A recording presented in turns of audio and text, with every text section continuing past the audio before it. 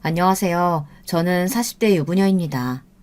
저는 대학 교수인 시부모님을 모시고 사는 한 집안의 맏며느리입니다. 요즘 같은 시대에 시부모님을 모시고 산다고 하면 다들 저를 안쓰럽게 바라보시는데요. 젊은 나이에 벌써 시부모 시집살이 하느라 고생이 많다고요. 하지만 현실은 전혀 그렇지 않습니다.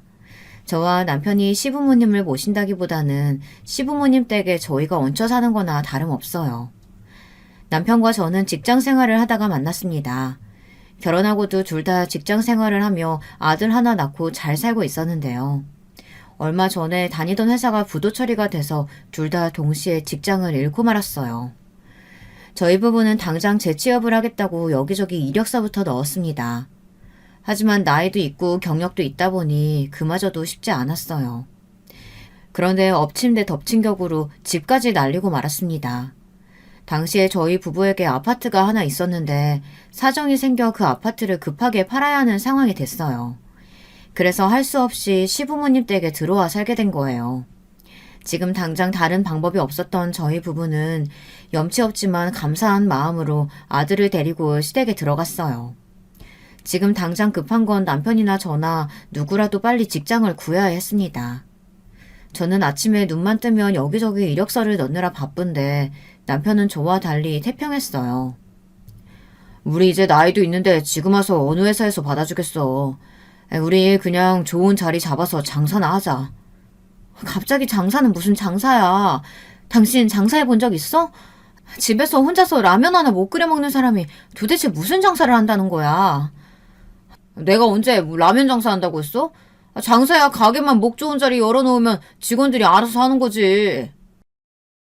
남편은 철딱서니 없이 계속 장사를 하자고 했어요. 저는 남편 말을 대수롭지 않게 여겼습니다. 남편도 재취업이 되지 않으니 속상해서 하는 소리겠거니 했거든요. 그런데 남편은 진심이었나 봐요. 그날 이후로 계속 취직할 생각은 안 하고 장사 이야기만 꺼냈습니다.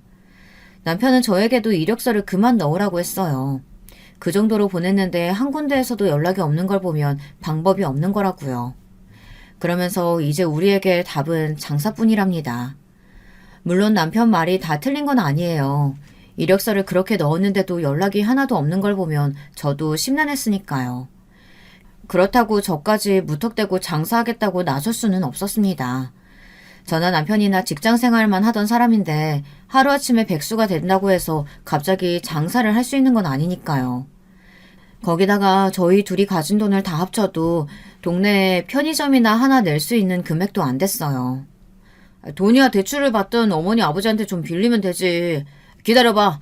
내가 차리기만 하면 대박나는 아이템 찾아올 테니까. 당신은 걱정하지 마. 저는 설마 했는데 남편은 진심이었어요. 그 길로 은행에 대출을 알아보러 간 남편은 그날 저녁 집에 돌아와 식사하시는 시부모님께 다짜고짜 돈 얘기부터 꺼냈어요. 자기가 현재 직장이 없어 대출이 힘드니 부모님이 좀 도와주시라고요. 남편 옆에 앉아있는데 정말이지 제 얼굴까지 빨갛게 달아올랐습니다. 40이 넘은 아들이 부모 앞에서 돈을 달라고 하니 그 꼴이 너무 민망해서요. 다시 취직할 생각은 아예 접은 거냐? 힘들게 공부하고 10년 넘게 회사 생활한 게 안 아까워? 그 큰 회사도 망하는데 이 나이에 또 어느 회사에 들어가요. 저는 남 밑에서 눈치 보면서 일하는 거 하기 싫어요. 한 푼을 벌어도 제가 일한 만큼 마음 편하게 벌어볼래요. 네 말 무슨 소린지 아는데 구체적으로 어떤 장사를 하겠다는 건지 제대로 생각은 해본 거야? 애미랑 상의는 했고? 내가 우리 집 가장인데 내가 알아서 하는 거지. 상의는 무슨 상의. 준영이 엄마는 배포가 작아서 큰일 절대 못해. 내가 알아서 저질러야지. 시부모님은 자식들 일이라면 아주 끔찍하세요. 아내인 제가 보기에도 남편 말은 터무니없어 보였는데 시부모님은 남편을 믿고 돈을 빌려주셨어요. 남편은 시부모님께 빌린 돈으로 정말 창업을 했습니다. 옆에서 보는 내내 불안할 정도로 남편은 바쁘게 돌아다녔어요. 도대체 뭘 알고 돌아다니는 건지 싶어 제가 뭘 하고 다니는 거냐고 물어도 대답도 안 해주고 혼자서 신이 나서 뛰어다녔습니다. 신기한 게 남편은 시부모님께 돈을 받아 가게를 차리는 데까지 한 달도 채 걸리지 않았습니다. 저는 아무래도 불안해서 이것저것 꼬치꼬치 물었는데 남편 말이 요즘은 창업을 도와주는 컨설팅 회사가 많아서 돈만 주면 다 알아서 해준다네요. 저는 걱정돼서 남편에게 이런저런 잔소리를 했습니다. 아무래도 믿음이 가질 않아서요. 그게 말이 돼? 우리 돈도 아니고 부모님 돈으로 하는 일인데 더 꼼꼼하게 알아보고 해야지. 그러다 잘못되면 어떡하려 그래. 정말 잘 알아보고 계약한 거 맞아? 당신 나 못 믿어? 왜 자꾸 가장이 하는 일에 일일이 따지고 그래. 당신이나 나나 그래봐야 회사 망하는 것도 모르고 멍청한 짓 하고 있었던 건 똑같아. 그냥 이번에 잔말 말고 내가 하자는 대로 해. 남편은 제가 무슨 소리만 하면 망한 회사 이야기를 들먹이며 가만히 있으라고 했습니다. 거기다가 가게에 투자한 돈도 자기 부모님께 받은 돈이니 자기가 다 알아서 하겠다고 했어요. 저에게는 일절 신경 쓰지 말라고 했습니다. 남편이 그렇게 고집이 센 사람인지 몰랐어요. 물론 믿었던 회사가 망하고 고생을 많이 했으니 화가 나 있는 것도 충분히 이해가 됐지만 우리 가족에게는 중요한 일인데 저와 상의도 안 하고 멋대로 진행해버리니 저로서는 서운하더군요. 어찌됐든 남편은 본인의 계획대로 국밥집을 차렸습니다. 체인이라는데 저는 처음 들어보는 곳이었어요. 남편은 자신만만했습니다. 저더러 앞으로 돈은 자기가 벌 테니 아들이나 잘 돌보라고 하더군요. 그때까지만 해도 저는 남편을 한번 믿어보자 싶었습니다. 지금까지 사회생활을 10년이나 한 사람이고 한 집안의 가장이니 어련히 알아서 하겠지 싶어서요. 그래도 저는 가만히 있을 수만은 없어서 연신 이력서를 넣으며 아들을 돌봤어요. 남편 가게도 가게지만 언제까지 시부모님 댁에 얹혀만 살 수는 없으니까요. 물론 시부모님은 참 좋으신 분들이에요. 시부모님은 몇 년째 같이 살면서도 싫은 소리 한 번 하신 적이 없어요. 하지만 며느리인 저로서는 눈치를 안 볼 수가 없었습니다. 제가 수입이 없다 보니 자연스레 시부모님께 도움을 받을 수밖에 없었어요. 남편이 장사를 하고 있긴 했지만 시작한 지 얼마 되지 않아서인지 몇 달 동안 생활비 한 번을 제대로 준 적이 없었거든요. 저희 상황을 눈치채신 시부모님께서 저에게 카드를 주셨어요. 생활비로 쓰라고요. 그러다 보니 시부모님이 아무리 눈치를 주지 않으신다고 해도 저로서는 눈치를 보지 않을 수가 없었습니다. 저는 시부모님이 아침에 출근하고 나시면 집안일이며 살림은 제가 다 알아서 했어요. 돈을 벌지 않는 저로서는 당연한 일이라고 생각했습니다. 그런데 시부모님 카드를 쓴다는 게 생각보다 민망할 때가 많더군요. 제가 어디 가서 돈을 쓰든 전부 다 시부모님께 문자가 가다 보니 돈을 쓸 때마다 생각을 해야 했어요. 아들 간식을 산다거나 장을 볼 때는 그래도 괜찮았는데 제 친구들을 만난다거나 현금을 써야 할 일이 있을 때는 아무래도 곤란했죠. 저는 참다 남편에게 생활비 이야기를 슬쩍 꺼냈어요. 시부모님 카드를 언제까지 써야 하냐고요. 그런데 남편 사정이 좋지 않은지 버럭하더군요. 상황이 좋아지면 어련히 알아서 주겠지. 장사도 안 돼서 짜증나 죽겠는데 돈 가지고 쪼아야겠어? 쪼는 게 아니라 매번 돈 쓸 때마다 시부모님 눈치 보는 게 힘드니까 그러는 거지. 팔자 좋은 소리 하고 있네. 당신은 그래도 부모님 카드라도 받아서 쓰잖아. 난 매일 가게 매출 신경 쓰느라 밥도 제대로 못 먹는다고. 본인이 가장이니 앞으로 돈 걱정은 하지 말라던 남편의 패기는 도대체 어디로 갔는지. 저더러 시부모님이 카드라도 줬으니 찍소리 하지 말고 받아 쓰라네요. 도대체 어쩌다 저희 부부가 이렇게 됐는지 모르겠습니다.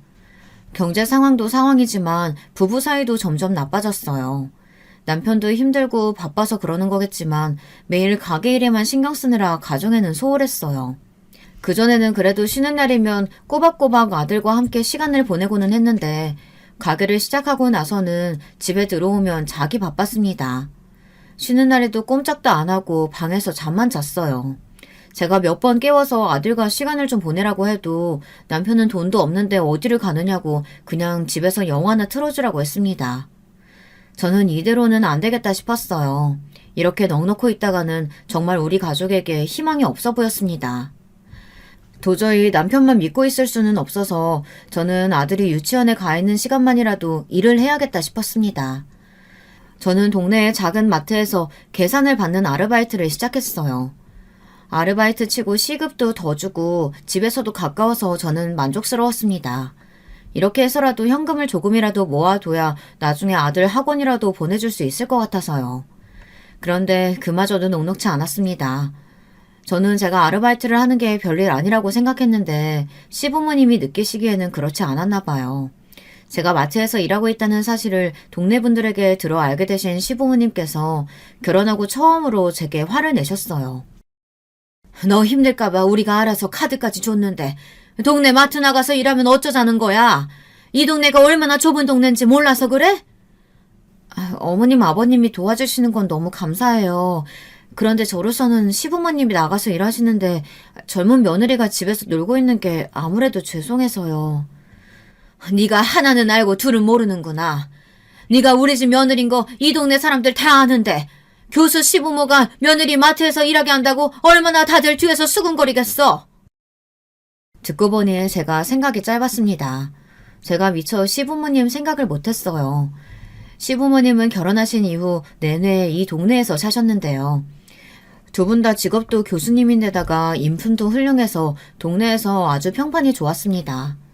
제가 시부모님 며느리라는 걸 웬만한 동네 사람들은 다 아는데 대단한 교수집 며느리가 마트에서 아르바이트 한다고 하면 시부모님이 민망하실 게 당연했어요. 애미야, 네가 카드만 줘서 아무래도 불편했나 보구나. 여보, 아예 생활비를 좀 넉넉하게 줘, 넉넉하게. 더군다나 시아버지는 제가 시부모님께서 주신 카드가 부족해서 돈을 벌러 다니신다고 생각하셨어요. 시어머니에게 아예 현금으로 넉넉하게 주라고까지 하셨습니다. 저는 너무 부끄러웠어요. 제가 이 정도로 짐이 되는 사람인가 싶어서요. 저는 시부모님께 죄송해서 어떻게든 시부모님께 도움이 되고 싶었습니다. 그래서 그날부터는 시부모님이 시키지 않으셔도 제가 알아서 시부모님 뒤치다꺼리를 했어요. 집안 살림은 물론이고 시부모님 은행 업무나 세탁, 세차 등등 모든 것을 가리지 않고 도와드리며 비서처럼 일했습니다. 그리고 저도 그 전으로 돌아가기 위해 노력했어요.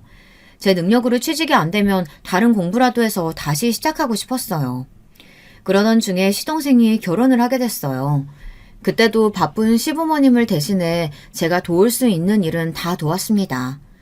시동생이랑 동서도 바빠서 결혼 준비를 하기 어려웠거든요. 시동생은 변호사고 동서는 유명한 의류 매장 사장이에요. 알고 보니 동서네 친정아버지가 패션 회사를 운영하신다고 하더라고요. 동서는 흔한 금수저였어요. 시동생과 동서는 신혼집으로 동서가 원래 살던 집에 들어가 살기로 했대요. 동서가 청담동 토박이라 그 땅값 비싼 청담동 한복판에 30억 넘는 아파트에 살고 있더라고요. 동서가 살던 집으로 시동생이 들어가 사는 게 시부모님은 아무래도 신경 쓰이셨는지 동서 집의 인테리어를 새로 해주기로 하셨어요. 저도 나중에 들은 이야기인데 동서네 처가가 워낙 잘 살다 보니 결혼 준비하는데도 양가가 의견 차이가 좀 있었나 봐요. 동서가 결혼식장이나 신혼여행을 초호화로 하겠다고 해서 시부모님이 좀 당황하셨나 보더라고요. 사업이야 사업하는 분이시라 상관없겠지만 우리는 둘 다 교육자다 보니 몇 천씩 들어가는 호텔 결혼식은 좀 부담되는구나. 오시는 손님들 보기에도 좀 민망하고. 시아버지는 애둘러 말씀하셨어요. 시부모님이 경제적으로 여유가 없으시진 않아도 식사비로 몇 천이나 들어가는 호텔 결혼식은 부담된다고요. 그런데도 동서는 아랑곳하지 않았습니다. 에이, 아버님, 그런 거면 진작 말씀하시지 그랬어요. 제가 아버지한테 말씀드려서 신랑 쪽 식사도 우리가 다 계산하시라고 할게요. 저는 무슨 일이 있어도 꼭 그 호텔에서 결혼해야 돼요. 저보다 못 사는 제 친구들도 다 거기서 했단 말이에요. 결혼식에 새 옷 사는 것도 아니고 친구가 했다고 해서 다 따라한다는 게 말이 되니? 양가 형편이 다 다른 거니까 서로 맞춰서 하자.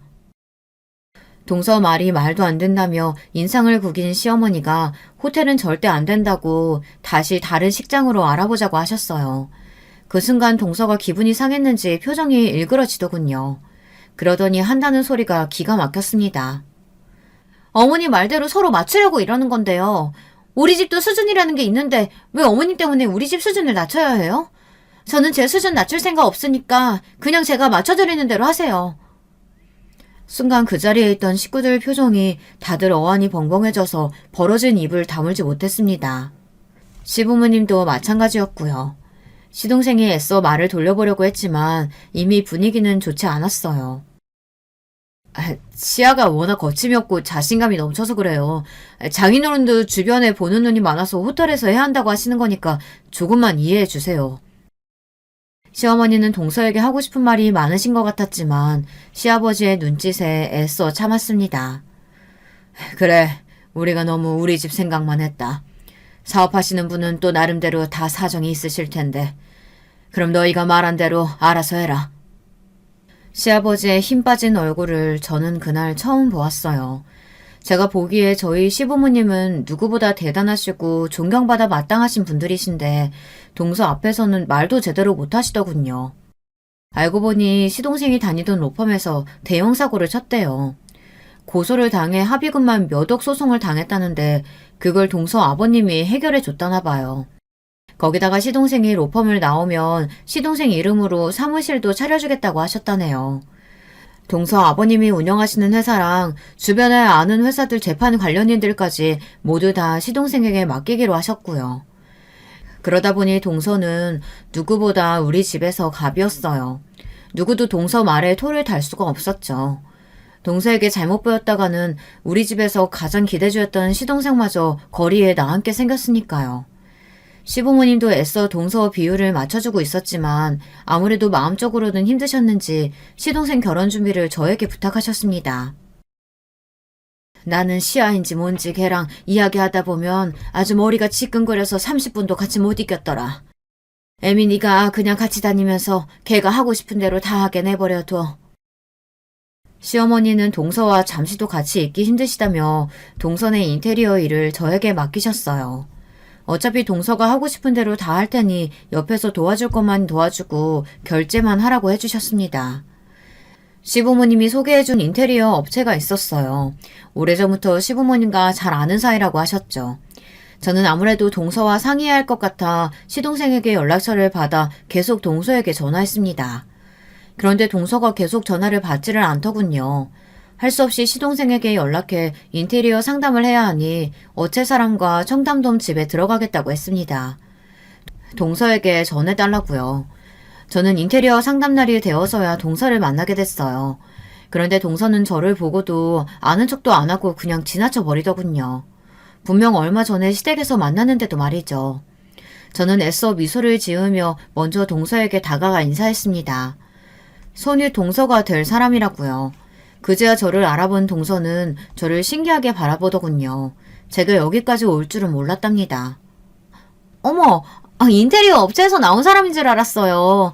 아무리 맏며느리라도 그렇지 시동생 결혼하는데 이런 허드렛 일까지 알아봐주고 고생이 많으시네요. 근데 어떡하죠, 형님?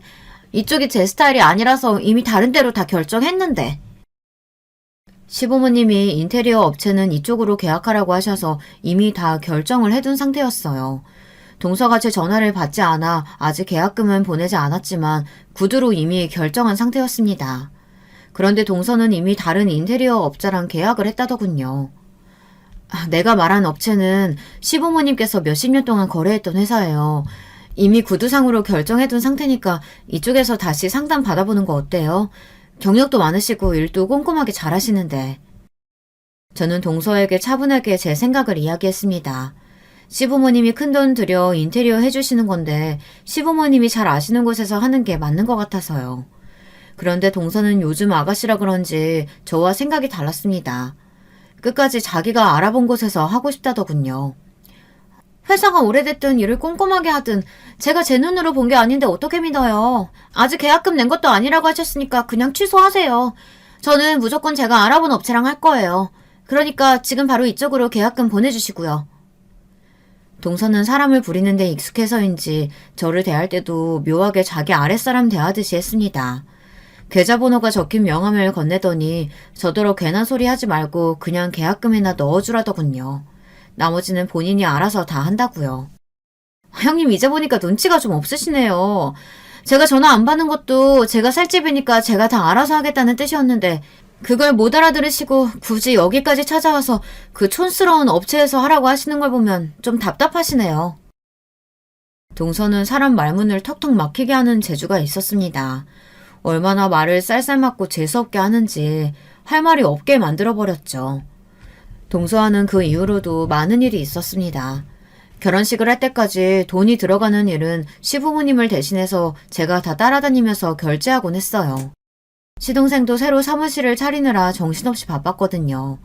그래서인지 동서 심기가 좋지 않았어요. 예물을 고르거나 드레스를 고를 때마다 시동생이 나타나질 않으니 시동생에게 전화해서 화를 냈습니다. 무슨 대단한 일 한다고 결혼 준비하는데 신랑이 안 나타나고 형수를 보내. 이게 말이 돼?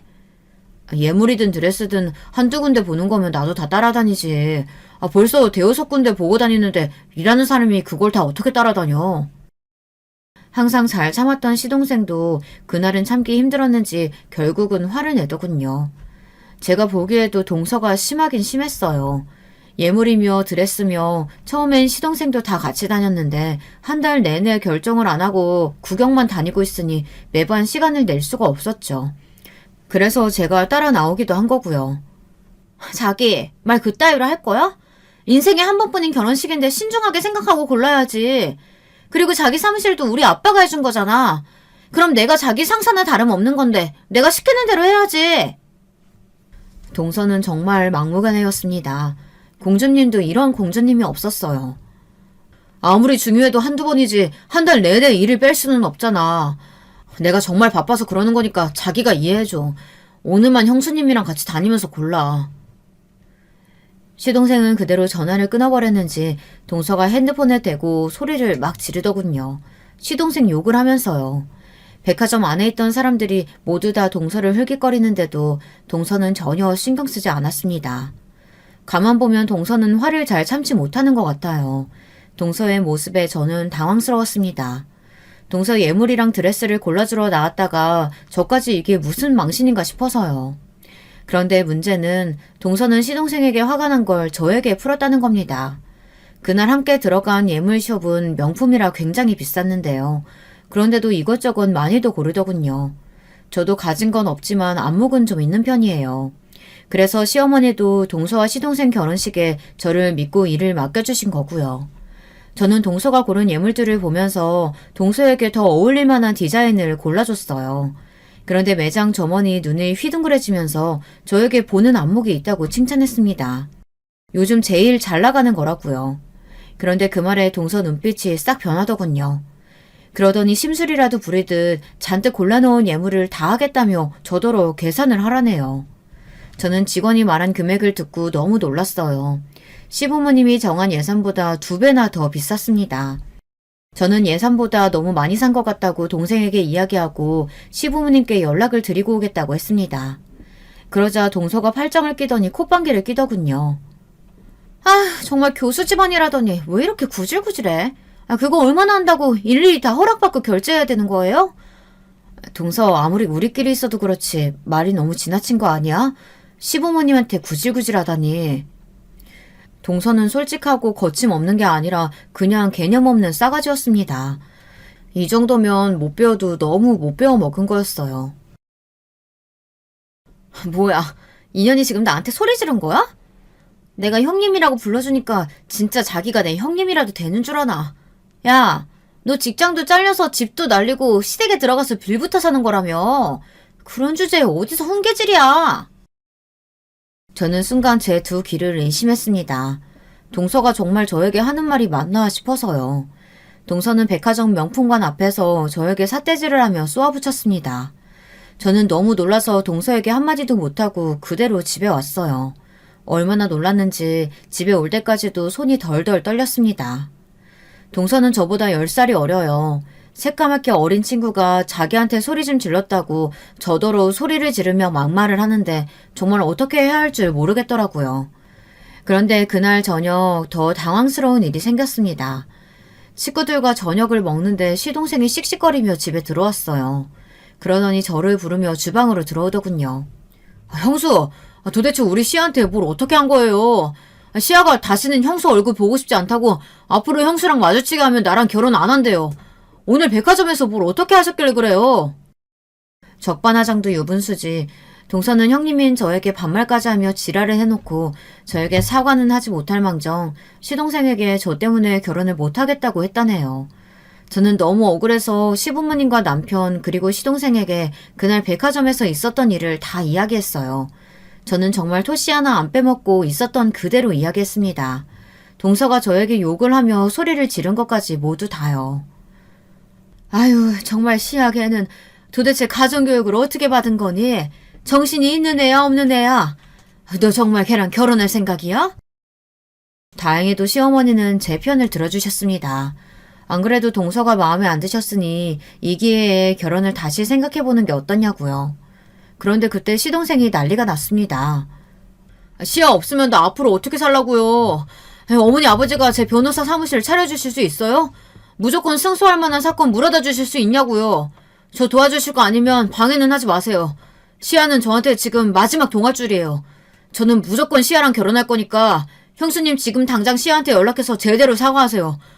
안 그러면 제 결혼식에 형수 자리는 없어요. 아니 이 녀석이 부모 앞에서 못하는 소리가 없어. 너야말로 지금 당장 형수한테 사과 안 해? 시부모님은 모두 제 편을 드시며 시동생을 나무랐지만 시동생은 저에게 사과할 생각이 없었습니다. 끝까지 저더러 동서에게 연락해 사과하라고 했어요. 거기다가 더 서러웠던 건 남편의 태도였습니다. 시동생이 돌아가고 밤이 되자 저더러 동서에게 연락을 하라고 하더군요. 빨리 연락해서 잘못했다고 실수였다고 말하래요. 저는 어이가 없어서 내가 잘못한 게 없는데 왜 사과를 해야 하냐고 남편에게 따졌어요. 그러자 남편이 하는 말이 기가 차더군요. 당신은 도대체 누구 남편이야? 당신이 능력도 없고 못나서 내가 시댁에 얹혀 사니까 동서가 나까지 무시하면서 막대하는 건데 당신은 나한테 미안하지도 않아? 미안하긴 뭐가 미안해. 당신이 나한테 미안해야지. 당신은 재수씨 보고도 느끼는 게 없어? 친정이 잘 사니까 시댁에도 떵떵거리고 자기 하고 싶은 말도 다 하고 사는 거잖아. 당신이 능력이 없어서 무시당하는 걸 왜 나한테 떠넘기냐고. 암튼 나는 실패했어도 내 동생이라도 좋은 처가 만나서 성공해야 나한테 콩고물이라도 있으니까 당장 재수씨한테 전화해서 사과해. 빨리! 저는 정말 수치스러웠습니다. 남편에게 저런 소리까지 듣고 제가 더 남편과 살아야 하나 싶었죠. 그 순간만큼은 정말 이혼이 절실했습니다. 저는 정말 구체적으로 이혼을 생각했어요. 그런데 그날 밤 곤히 잠든 아들 얼굴을 보는데 한숨이 절로 나오더군요. 남편과 이혼하게 되면 어떻게 살아야 하나 막막했어요. 동서처럼 비빌 친정이 있는 것도 아니고 제 능력이 있는 것도 아닌데 아무것도 없이 아들만 데리고 덜렁 이 집을 나가면 지금 당장 제가 어떻게 살 수 있나 싶어서요. 저는 스스로가 너무 한심했습니다. 그런데 그런 제 마음을 아신 건지 다음날 시부모님이 저를 불러 위로를 해주셨어요. 시어머니가 직접 동서에게 전화해서 앞으로는 서로 부딪히지 않게 조심하라며 잘 타일렀으니 걱정하지 말라고요. 저는 순간 눈물이 왈칵 쏟아졌습니다. 사실 그날 아침까지만 해도 정말 제가 동서에게 전화해서 미안하다고 내가 실수했다고 사과를 해야 하나 고민했거든요. 자존심 다 버리고 제가 살기 위해서요. 그런데 그런 제 마음을 먼저 아시고 시부모님이 나서서 위로를 해주시니 눈물이 절로 쏟아졌습니다. 사실 시부모님이 동서에게 이야기했다고 해도 동서가 말귀를 알아들을 사람은 아니에요. 단지 결혼식 날 저를 못 들어오게 하지는 않을 정도겠죠. 그렇게 시간이 흘러 동서와 시동생이 결혼을 했습니다. 이제는 정말 저와 동서가 한 가족이 된 거였죠. 결혼하고 한 가족이 됐다고 해도 각자 사는 게 바쁘다 보니 사실 만날 일이 별로 없었어요. 명절이면 동서는 항상 해외여행을 가거나 이런저런 핑계를 대며 시댁에 오지 않았기 때문에 결혼한 이후 더 볼 일이 없었습니다. 시부모님 생신 때나 잠깐 얼굴을 비치고 가는 게 전부였죠. 저도 시부모님도 그게 더 편해서 굳이 동서와 만날 일을 만들지 않았어요. 그러던 중 집안에 격경사가 생겼습니다. 제가 둘째를 임신했을 때 동서도 아이를 가졌어요. 그래서 같은 해에 아이를 낳았습니다. 그 이후로 저는 동서와 다시 부딪힐 수밖에 없었어요. 정확히 말하자면 제가 동서에게 납작 엎드릴 수밖에 없었죠. 남편 가게가 망하기 직전까지 갔어요. 남편이 저나 시부모님께 말하지 않아서 몰랐는데 알고 보니 남편이 시동생에게 빌린 돈이 어마어마하더군요. 사실 정확하게 말하자면 그 돈은 시동생 돈이 아니라 동서 돈이었죠. 시동생에게 1억 가까이 빌려놓고도 남편 가게 재정이 회복되질 않아서 가게를 내놔야 할 지경까지 갔습니다. 남편도 정말 생각이 없는 게 일이 그 지경까지 됐으면 저나 시부모님께 먼저 말했어야지. 그런 중요한 이야기를 동서에게 먼저 듣게 했습니다. 그날은 저희 둘째 돌잔치 날이었어요. 첫째 때와 똑같이 집에서 식구들만 불러 간소하게 잔치를 했습니다. 그런데 웬일로 동서가 일찍 왔더군요. 원래 동서는 집안 행사에 항상 주인공처럼 마지막에 등장해 돈봉투만 건네고 사라지거든요. 그런데 그날은 저에게 할 말이 있어서 일찍 온 거였어요. 정확하게 말하자면 저를 가지고 놀고 싶어서 일찍 온 거죠.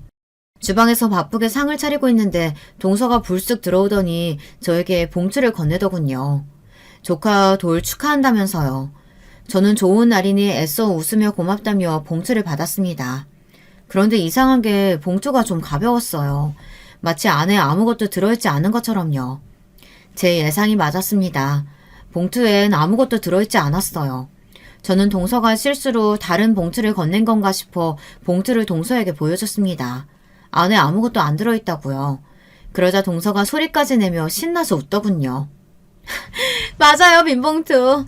형님이랑 아주버님이 빌린 돈도 하도 안 갚으시길래 봉투 살 돈도 없으신가 해서 제가 봉투 준비했어요.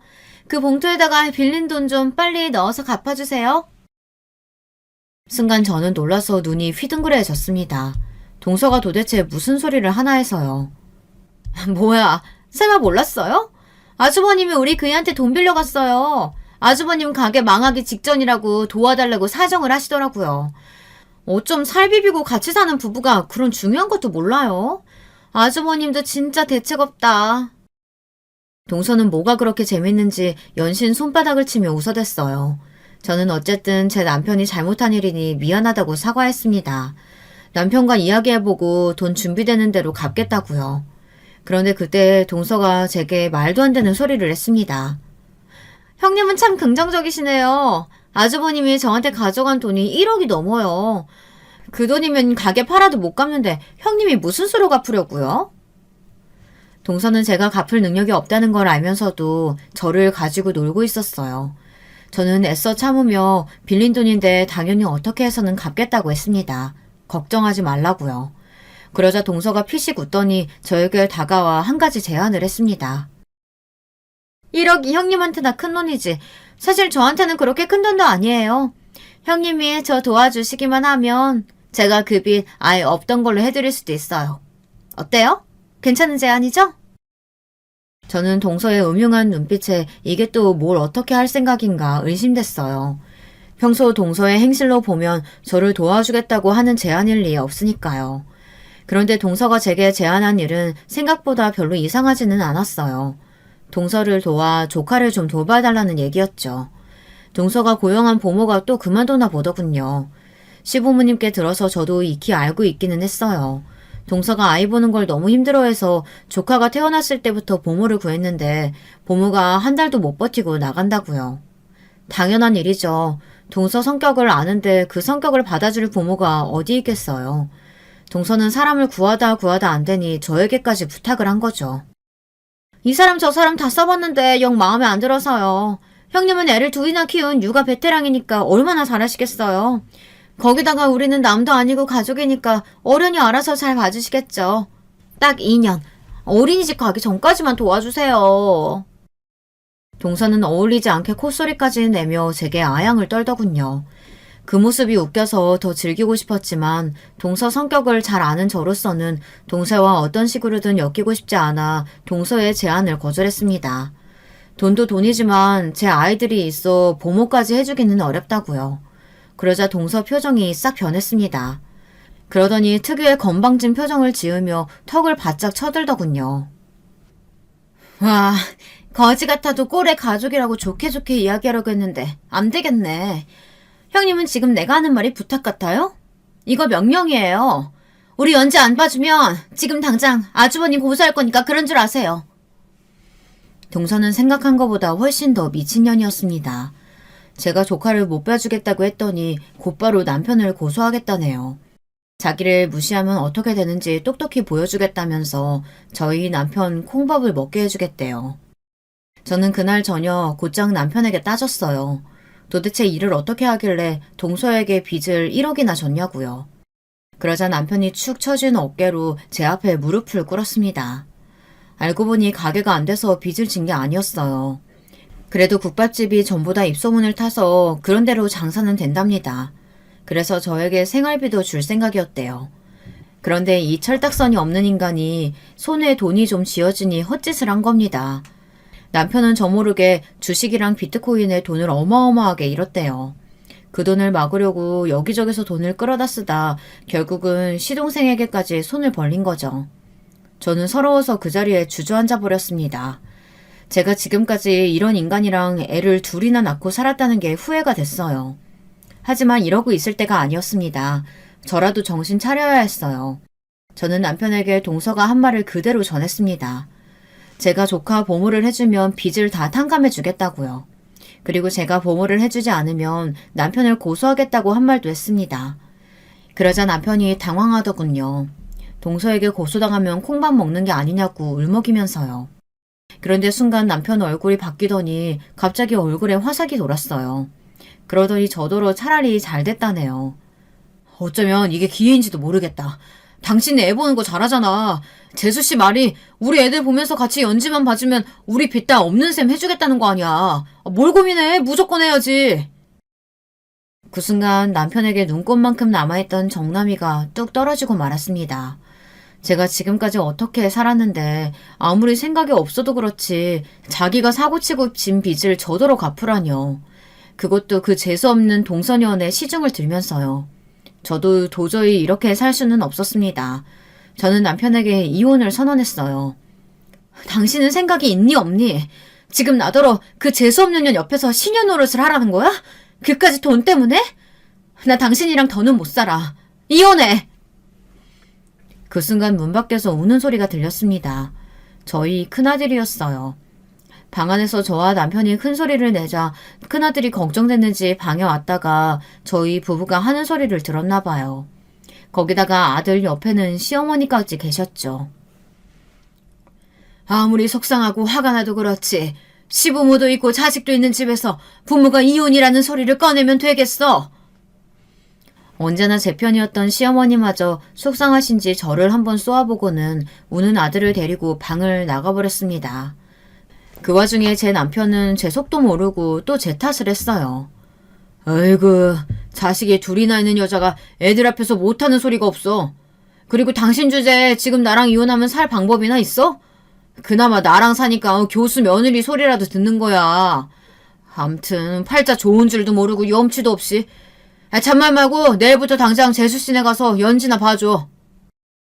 저는 남편이 무슨 소리를 하든 귀에 들어오지 않았습니다. 단지 조금 전 방문을 열고 울면서 저를 바라보던 아들 얼굴만 떠올랐어요. 아들에게 너무 미안했습니다. 평소 씩씩해서 넘어져도 울지 않는 아이인데 엄마 아빠가 싸우고 이혼한다는 소리를 들었으니 얼마나 무섭고 속상할까 싶어서요. 다음날 저는 첫째를 유치원에 보내고 둘째를 데리고 동서네 집에 갔습니다. 저를 위해서가 아니라 제 아이들을 위해 동서의 제안을 받아들이기로 했어요. 남편도 제가 조카를 봐주고 빚을 정리하면 앞으로는 절대 주식이든 비트코인이든 손에 대지 않겠다고 약속했거든요. 사실 남편을 믿는 건 아니지만 저는 제 자식들을 위해 다시 한번 살아보기로 했습니다. 남편 말대로 제가 지금 당장 이혼하면 아들 둘 데리고 갈 곳도 없으니까요. 저는 제 거지 같은 팔자를 탓하며 동선의 집에서 조카를 보기 시작했습니다. 사실 동선의 집에서 조카를 보며 일일이 다 말할 수도 없을 정도로 모진 취급을 받으며 일했습니다. 저도 어차피 돈을 갚겠다는 마음 먹고 온 거 웬만한 건 다 꾹 참았습니다. 조카 보는 거 가지고 이거 먹여라 이거 입혀라 잔소리하는 건 다 참을 수 있었어요. 그런데 은근히 제 아들과 차별을 두고 키우라는 식으로 이야기하는 건 못 참겠더라고요. 한 번은 제 아들이 놀다 속이 안 좋아서 이유식 먹을 거를 옷에 다 토했는데요. 제가 여벌옷을 안 가지고 와서 조카 옷을 좀 입혔습니다. 그랬더니 동서가 아주 노발대발 난리를 치더군요. 저는 옷이 아까워서 일어나 싶어 제가 오늘만 입고 빨아다 가져다 주겠다고 했어요. 그러자 동서는 기가 막힌다는 듯 코웃음을 쳤어요. 아 진짜 비싼 건데 옷 다 버렸네. 그거 그냥 가져가서 준우 입혀요. 준우 입던 걸 우리 연지를 어떻게 다시 입혀요? 저는 동서가 한 말을 곱씹으며 생각했습니다. 도대체 무슨 뜻으로 하는 소리인가 싶어서요. 그런데 동서와 말은 제 아들이 입은 옷은 절대 자기 딸한테 다시 입힐 수 없다는 소리였어요. 마치 오염이라도 된 것처럼 가져다 입히고 버리라는 이야기였습니다. 그뿐만이 아니었어요. 먹는 것도 제 아들이 먹는 간식이나 이유식을 조카한테 같이 먹으려고 하면 난리를 쳤습니다. 자기 딸이 먹는 건 따로 있으니 절대 같이 먹이지 말라고 했어요. 순간순간 다 때려치우고 뛰쳐나가고 싶을 때가 한두 번이 아니었지만 참아야 했습니다. 동서와 계약한 기간이 아직 1년이나 남았으니까요. 1년만 꾹 참으면 빚도 다 사라지고 저는 자유였어요. 그런데 그 1년이 마치 10년처럼 길게 느껴졌습니다. 동서는 겪으면 겪을수록 제정신이 아니었어요. 가만 보면 동서는 명품에 미친 사람 같았습니다. 제가 동서 집에 1년 가까이 왔다 갔다 했는데 의류 매장을 운영한다는 소리만 들었지 실질적으로 일하러 나가는 건 본 적이 한 번도 없어요. 매일 집구석에서 잠만 자고 핸드폰만 하다 오후 되면 출근하듯 백화점에 갔습니다. 처음에는 자기 혼자 다니더니만 언제부턴가는 심심한지 자꾸만 저를 끌고 가더군요. 해보신 분들은 아시겠지만 애 둘 데리고 백화점에 가기란 여간 힘든 게 아니에요. 저는 유모차에 조카를 태우고 등에 제 아들 아기띠로 업고 매일같이 동서를 따라다녔습니다. 동서는 밥도 안 먹고 4-5시간을 쇼핑만 했어요. 저는 동서 옆을 졸졸 따라다니면서 동서가 산 물건들까지 다 들고 짐꾼 노릇을 해야 했습니다. 거기다가 틈틈이 아이들 기저귀도 갈고 이유식까지 먹여야 했어요. 한 번은 저희 아들이 응가를 해서 기저귀를 갈아야 하는데 동서가 자기가 옷을 고를 때까지 기다리라고 해서 아들 엉덩이에 습진이 생긴 적까지 있었어요. 그 이후로는 제 아들이랑 조카를 둘 다 유모차에 태우려고 쌍둥이 유모차를 구매하려고 했는데 동서가 그건 절대로 안 된다고 하더군요. 아, 정말 생각이 있어 없어? 준우랑 우리 연지가 쌍둥이도 아닌데 왜 쌍둥이 유모차를 태워? 사람들이 둘이 형제를 오해하면 어떡하라고? 언제부턴가는 동서가 저에게 반말을 하기 시작했어요. 제가 기분이 상해서 왜 말을 놓냐고 하면 동서는 정색하면서 저에게 서운하다고 했어요.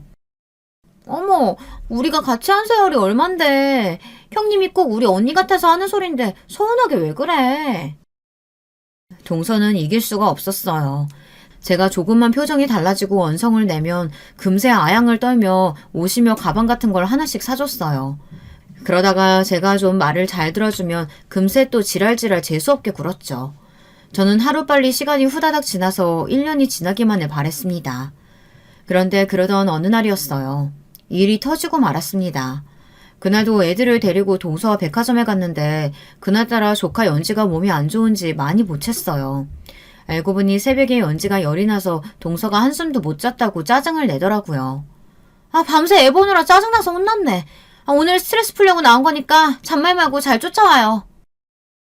동서는 잠을 못 자서 그런지 평소보다 훨씬 더 까칠했습니다. 물건도 더 많이 사고요. 반면 저는 혹시나 연지가 열이 나는 게 아닌가 신경 쓰여 연신 이마를 만졌습니다. 그런데 그럴 때마다 동서가 저에게 소리를 쳤어요. 왜 자꾸 더러운 손으로 애 머리를 만지냐고요. 저는 연지가 열이 나는 것 같아 신경이 쓰여서 그런다고 했습니다. 그러자 동서는 말도 안 되는 소리 하지 말고 집이나 들으라며 저에게 쇼핑백을 건넸어요. 그런데 그 순간 동서가 한 번에 너무 많은 쇼핑백을 저에게 건네서 그만 제가 들고 있던 동서 가방을 바닥에 떨어뜨리고 말았습니다. 동서가 평소 제일 아끼던 샤넬백이었어요. 그때 동서가 갑자기 제 어깨를 세게 밀쳤어요. 뭐 하는 짓이냐고요. 그러더니 동서는 넘지 말아야 할 선을 넘고 말았습니다. 아, 정말 이년아, 정신 똑바로 안 차려? 이 가방 얼마짜린 줄 알아? 너 팔아도 못 사. 순간 저는 너무 놀라서 넋이 다 나갔습니다. 지금까지 동서에게 별의별 소리를 다 들었지만 또 욕을 듣게 될 줄은 몰랐으니까요. 그런데 그때였어요.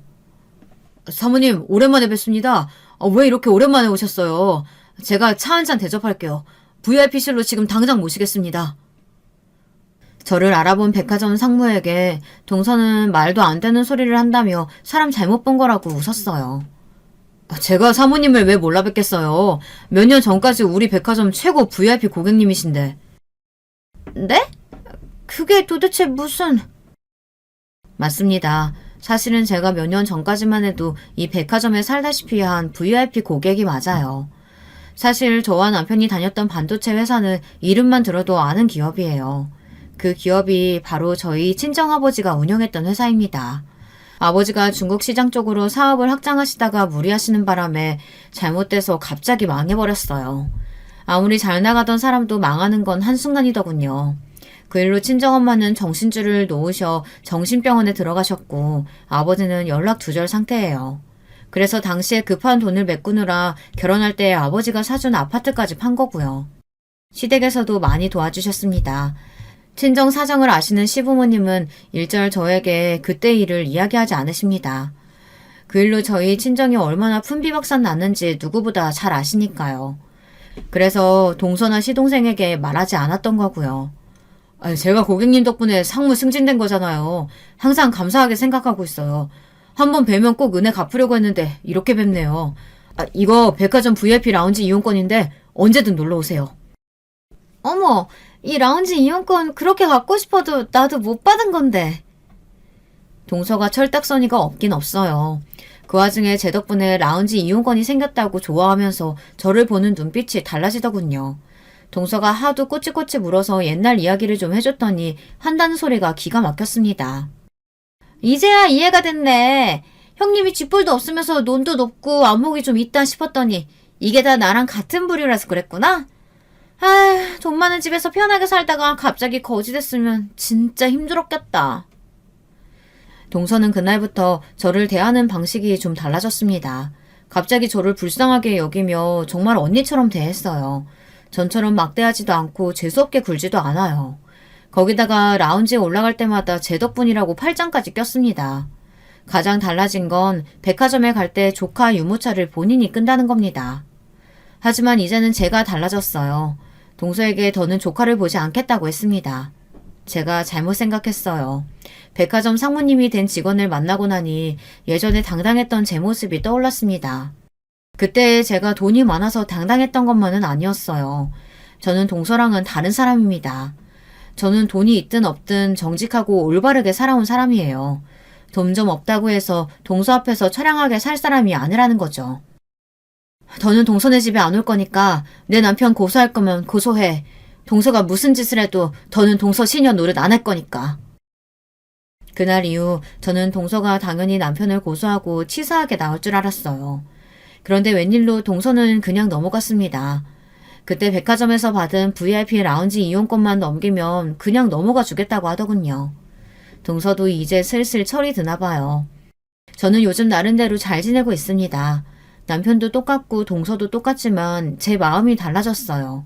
가진 건 없지만 예전의 저로 돌아왔습니다. 당당하고 올바르게 살아가고 있고요. 그리고 다시 이력서도 넣고 있습니다. 아직 연락이 오는 것은 없지만 그래도 포기하지 않고 다시 취업에 성공할 거예요.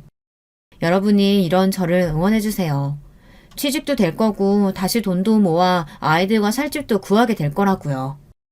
지금까지 저희 이야기 들어주셔서 감사합니다. 여러분들도 젊은 날에 당당했던 본인의 모습을 되찾을 수 있기를 바라겠습니다. 여러분, 두 번째 사연 시작하기 전에 좋아요, 구독 꼭 눌러주실 거죠? 그럼 두 번째 사연 바로 시작합니다. 안녕하세요. 저는 경기도에 살고 있는 30대 초반 여자입니다. 결혼을 일찍 한 편이라 벌써 결혼한 지도 5년이 됐네요. 하지만 요즘 5년간의 결혼 생활을 이제 끝내야 하나 말아야 하나 결정해야 하는 기로에 서 있어서 너무 갑갑한 마음에 사연을 신청하게 됐습니다. 남편과 저는 대학교 시절 만났습니다. 학교 선배였던 남편과 우연히 친해졌고 성격이 잘 맞아서 금방 사귀게 됐습니다. 졸업 후 저는 전공과 관련된 회사에 바로 취업을 해서 일을 시작했습니다. 남편은 저와 달리 졸업 후 바로 취업하지 않고 공무원 시험을 본다며 매일매일 독서실에 틀어박혀 공부를 하는 수험생이 됐습니다. 자기 성격에 치열한 경쟁사회에서는 살고 싶지 않다며 자기는 정년이 보장되고 경쟁 없이 편하게 일할 수 있는 공무원이 되고 싶다면서요. 사실 공무원이 편하게 일하는진 잘 모르겠지만 본인 생각에 그게 적성에 맞을 것 같다고 하니 저는 묵묵히 응원하고 기다렸습니다.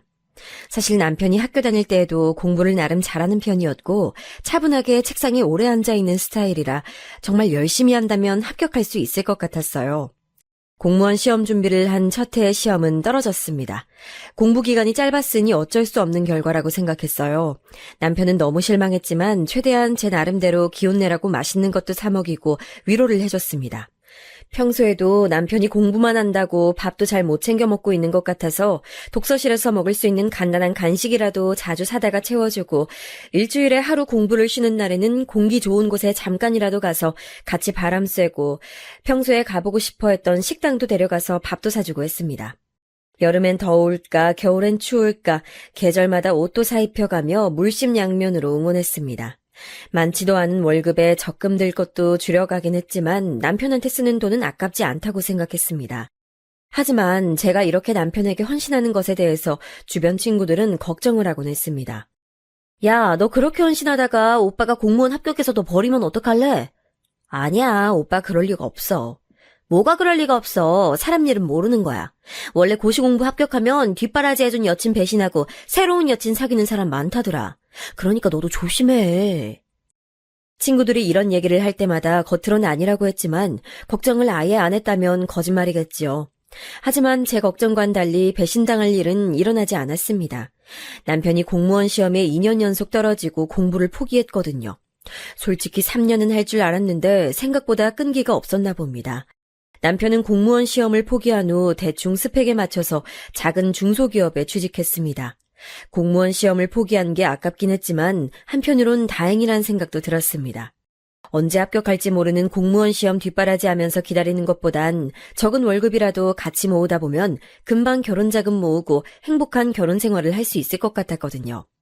그 이후 남편은 취직해서 나름 회사에 잘 적응하며 다녔고 얼마 지나지 않아 저에게 프로포즈를 했습니다. 수연아, 나랑 결혼하자. 내가 모은 돈도 없고 아직 부족하지만 행복하게 해줄게. 라면서요. 솔직히 프로포즈를 받은 당시에는 기쁨 반 걱정 반이었습니다. 아니, 걱정보다는 황당이라고 할까요? 이제 막 취업했는데 결혼이라니. 전 사실 남편이 취직하고 몇 년 동안은 같이 돈 벌면서 결혼자금 차근차근 모아서 빨라도 2, 3년 후쯤을 생각하고 있었는데 모은 돈도 하나 없이 결혼이라뇨. 제 나이가 아직 20대 중후반이라 아직 결혼하기엔 이른 것도 있기도 했고요. 공부만 하느라 세상 물정을 모르나 하는 생각도 했습니다. 하지만 남편과 오래 사귀기도 했고 언젠가 결혼을 한다면 남편과 하겠다고 생각하고 있었어서 그 시기가 조금 당겨질 뿐이라고 생각하니 별 문제가 안 된다는 생각이 들었습니다. 그래서 저는 프로포즈를 받아주고 남편과 서로 결혼에 대해 구체적으로 얘기하게 됐어요. 얘기하다 보니 제일 중요한 건 아무래도 집 문제였습니다. 남편은 이제 막 취업했으니 당연히 모은 돈이 하나도 없었고요. 저도 직장 생활하면서 모은 돈이 약 3천만 원 가량이었습니다. 결혼식 비용에 신혼집까지 구하기엔 택도 없는 돈이었죠. 그때 남편이 말했습니다. 내가 안 그래도 부모님이랑 상의 좀 해봤거든? 그랬더니 좋은 방법이 있더라고. 뭔데? 우리 부모님 집 있잖아. 너도 저번에 한번 와봐서 알지? 거기 방 하나가 남거든? 거기서 당분간 살면서 돈 모으는 건 어때? 뭐? 나보고 시댁에 들어가서 살라고? 아니, 평생 거기서 살자는 게 아니라 우리 돈 모아서 이사 가려면 적어도 5년은 있어야 되니까 딱 5년만 거기서 살자. 전 굳어가는 표정을 숨길 수 없었습니다. 제 주변 친구들 중엔 아무도 시댁에 사는 사람이 없었습니다. 5년만 시댁에서 살자뇨. 정말 청천벽력 같았습니다. 솔직히 말이 5년이지 그때까지 이사갈 만큼 돈이 모인다는 보장도 없고 또 혹시 아이라도 생긴다면 더욱더 분가하기 힘들 것 같았습니다. 전 제 걱정을 남편한테 얘기해봤습니다. 오빠, 5년이 될지 10년이 될지 어떻게 알아? 난 그건 싫은데. 우리 부모님 약속 잘 지키시는 분들이야. 5년만 거기서 살면 분가할 때 조금 도와주신다고 하셨어. 그리고 우리 부모님 좋은 분들이시잖아. 남편은 뭐가 문제냐는 듯 웃으면서 얘기했습니다. 부모님이 간섭하는 스타일이 아니니 걱정하지 말라며 같이 살면 엄마가 집안일도 같이 해주실 거라서 너도 편할 거라고 하더라고요. 수연아, 조금 불편하더라도 딱 5년만 고생하자. 5년 뒤에 분가하는 걸로 꼭 약속할게. 남편은 제 눈을 똑바로 바라보며 본인을 믿어도 된다는 표정으로 얘기하더군요. 남편과의 달콤한 신혼생활을 기대하고 프로포즈를 오케이 했는데 시댁에서 살아야 한다니 정말 눈앞이 깜깜했습니다. 다른 방법이 없나 머리를 싸매고 몇 날 며칠 고민했지만 도저히 해답이 나오지 않았습니다. 저희 집의 경우 제 밑으로 동생이 2명이나 있고 막내는 아직 대학생이라서 저희 부모님은 아직 들어갈 돈 많다고 결혼자금 지원은 못 해주신다고 이미 못 박았거든요. 시댁도 시어머니는 전업주부시고 시아버지는 정년퇴직이 얼마 남지 않은 데다가 지금 살고 있는 집 외에 자산은 없는 걸로 알고 있습니다. 하지만 막상 프로포즈를 받으니 남편이랑 결혼은 빨리 하고 싶고 정말 어떻게 해야 될지 머리가 너무 복잡했습니다. 결국 고민 끝에 긍정적인 방향으로 고민하기로 했습니다. 어차피 몇 년 더 돈을 모은다고 해도 제 월급이나 남편 월급이나 고만고만해서 큰 금액은 모을 수 없는 상황이었고 어차피 몇 년 후에도 대출 없인 집 못 살 텐데 그냥 지금 합가하고 같이 돈 모으면 생활비도 줄이고 한 푼이라도 더 모을 수 있을 것 같았습니다. 그리고 5년간 연애하며 남편 부모님과 식사도 몇 번 했지만 나쁘신 분들은 아닌 것처럼 보였고 막상 또 살아보면 별거 아닐 수도 있겠다 하는 생각이 들었습니다. 대신 저는 남편에게 약속을 꼭 지킬 것을 당부했습니다. 오빠가 말한 대로 결혼하고 5년만 시댁에서 살자. 대신에 딱 5년이야. 5년 후엔 모은 돈이 부족해도 무슨 일이 있어도 꼭 분가는 하는 걸로 약속해. 당연하지. 내가 꼭 약속할게. 5년 후에 꼭 분가하자.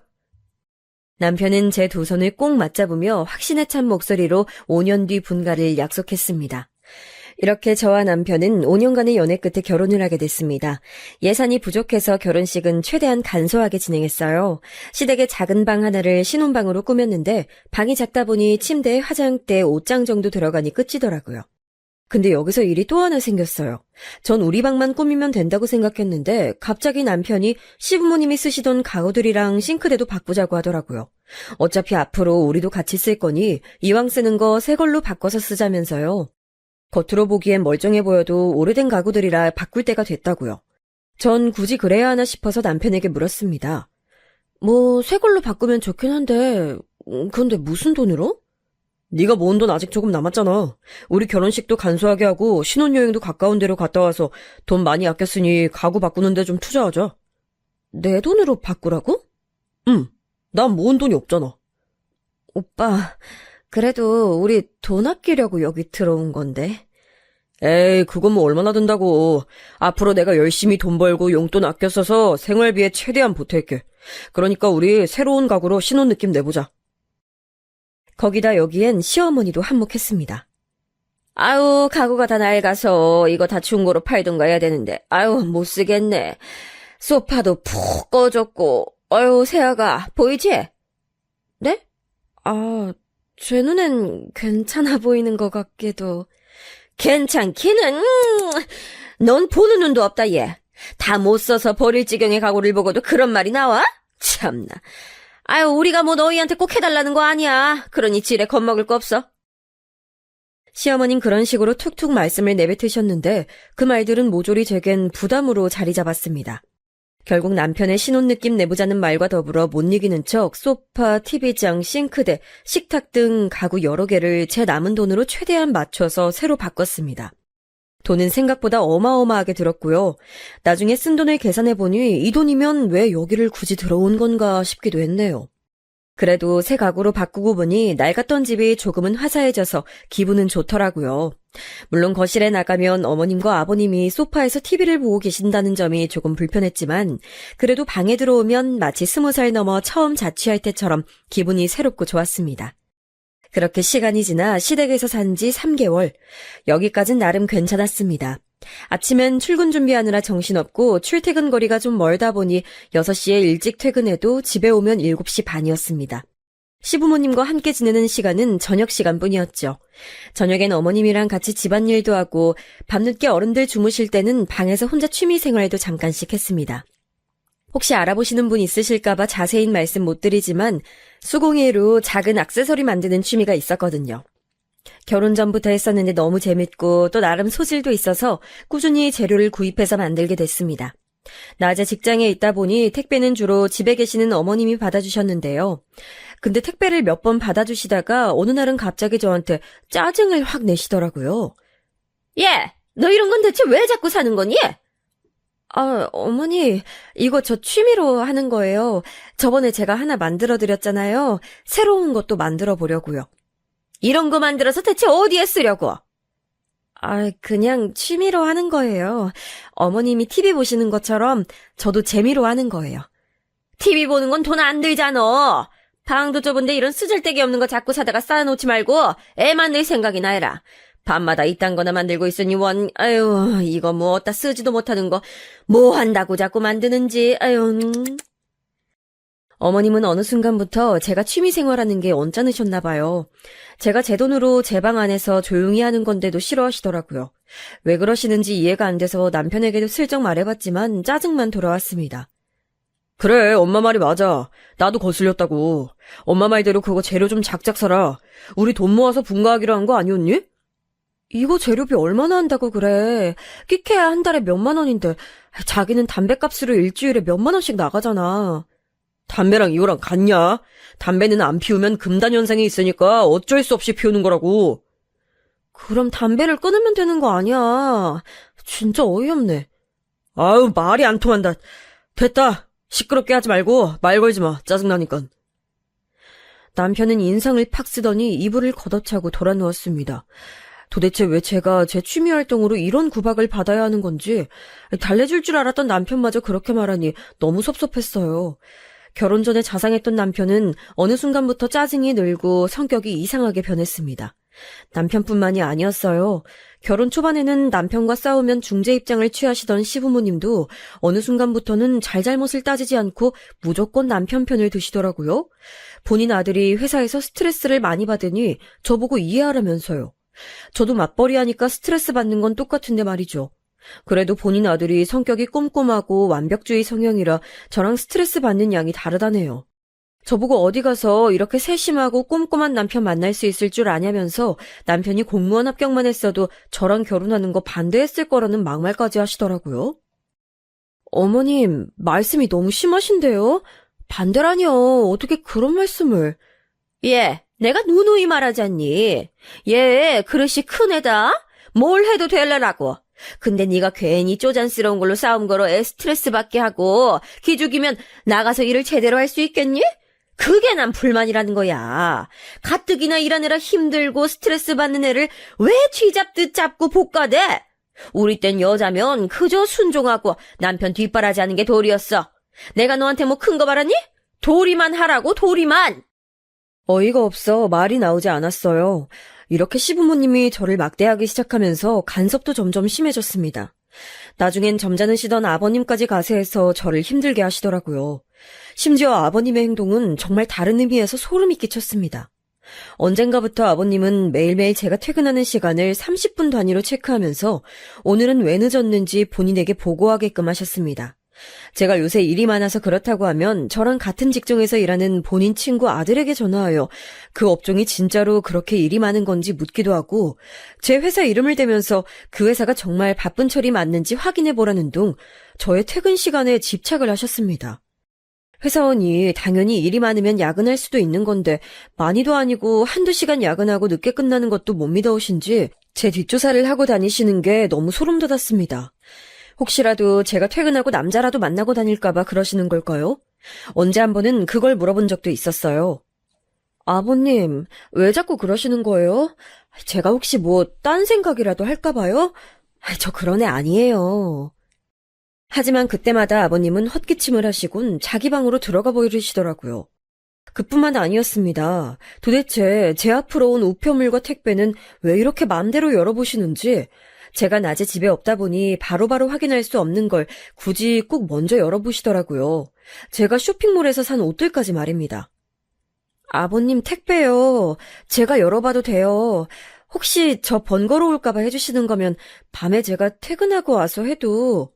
아니, 그게 아니고 너 이 옷은 도대체 왜 산 거냐? 보니까 장롱에 네 옷이 수두룩 빽빽이더만.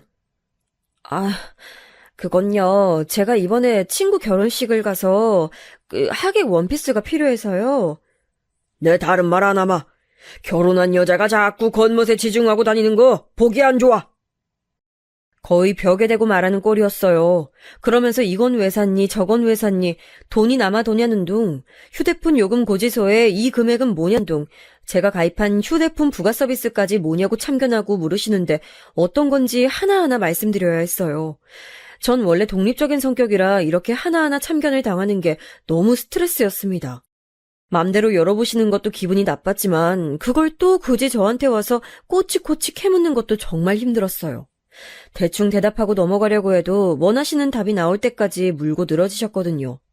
그러고선 사소한 걸로 꼬투리를 잡고 저를 무능력하고 낭비하는 사람으로 만들고서야 직성이 풀리셨습니다. 정말 이 피말리는 기분을 글로 다 적을 순 없지만 정말 당해보지 않으면 알 수 없는 고통이었습니다. 그리고 결혼 초반에는 집안일도 어머님과 같이 했는데 어느 순간 돌아보니 거의 저 혼자 모든 집안일을 다 하고 있더라고요. 아버님이야 원체 집안일에 손 하나 까딱 안 하시는 분이라 기대도 안 했지만 하루 종일 집에만 계시는 어머님은 제가 이 집에 살기 시작한 지 3달째 됐을 무렵부터 자꾸 여기저기 아프다고 하시기 시작했어요. 어제는 머리가 아프고 오늘은 허리가 아파서 못 움직이시겠다고요. 퇴근하고 집에 가면 설거지거리가 한가득, 빨래가 한가득이었습니다. 심지어 제가 퇴근하기 전에 아버님과 어머님이 먼저 식사를 하시고 그대로 설거지통에 두시는 거였어요. 처음엔 남편도 설거지를 거들어서 하려고 했는데 어머님이 눈치를 몇 번 주니까 남편도 그냥 나 몰라라 하고 침대에 드러눕더라고요. 어머님은 외동아들 손에 물 묻히는 거 싫으시다네요. 그래서 퇴근하고 제 일과는 집에 도착하자마자 겉옷부터 벗고 설거지부터 하는 게 일과였습니다. 설거지를 하고 난 후 밥을 차리고 남편과 함께 밥을 먹고 있으면 어머님이나 아버님이 오늘은 어디가 지저분하더라 청소기 좀 돌려야겠다라고 말씀을 하셨습니다. 어머님은 오늘 허리가 안 좋아서 쉬셔야 된다고요. 어머님, 그렇게 많이 아프시면 병원을 가시는 게 좋지 않을까요? 예, 내가 알아서 한다. 병원비가 얼마나 비싼데. 넌 하여튼 돈 아까운 줄은 모르더라. 네가 그 돈 내줄 거 아니면 아무 말 하지 마. 네, 이렇게 병원을 가셔라 해도 절대 안 가십니다. 남편을 일찍 낳으셔서 올해 연세가 50대 중반이신데도 거의 산송장처럼 누워서 TV만 보고 계십니다. 그런데 주말마다 동네 친구분들이랑 여기저기 산책이며 등산이며 나가시는 거 보면 허리가 아프신 것도 아닌 것 같은데 말이죠. 근데 거기다 대고 어머니 꾀병 좀 그만 부리세요 할 수도 없는 노릇이고요. 물론 마음속으로야 100번도 1000번도 넘게 했죠. 아무튼 밥 먹고 먹은 것도 설거지하고 청소기까지 돌리고 나면 그제서야 이제 씻을 시간이 생깁니다. 대충 씻고 나오면 남편은 벌써 침대에 드러누워 핸드폰만 보고 있지만 전 빨래를 해야 돼요. 출근을 해야 하는데 입을 옷이 없거든요. 어머님이야 하루 종일 집에만 계시니까 옷이 없어도 불편한 줄 모르시고 아버님은 원래 옷 한 벌로 며칠씩 입으십니다. 남편이라도 하게 해야겠다 싶어서 며칠 빨래를 안 하고 버텨봤는데 남편은 그냥 어제 입었던 옷 그대로 입고 가더라고요. 그래서 목마른 사람이 우물 판다고 어쩔 수 없이 제가 빨래 담당이 되어버렸습니다. 집안일 얘기 시작하면 한도 끝도 없으니까 이 정도로만 설명할게요. 여기서 남편한테 왜 안 따져봤냐고 하실 분들 있겠죠? 남편한테 수도 없이 불만을 말해봤지만 소용없었습니다. 집안일 좀 도와달라고 하면 자기가 할 테니 그냥 놔두라고만 합니다.